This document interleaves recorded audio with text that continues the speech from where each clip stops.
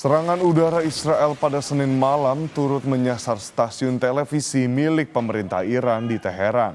Suara ledakan kuat terdengar saat stasiun TV pemerintah Iran melakukan siaran langsung.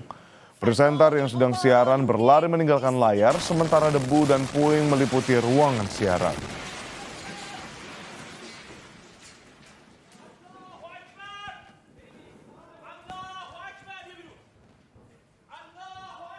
صدایی که شنیدید فضای غبارآلود استادیوم Ini terjadi setelah Israel mengeluarkan peringatan evakuasi di Teheran sejam sebelum serangan dimulai.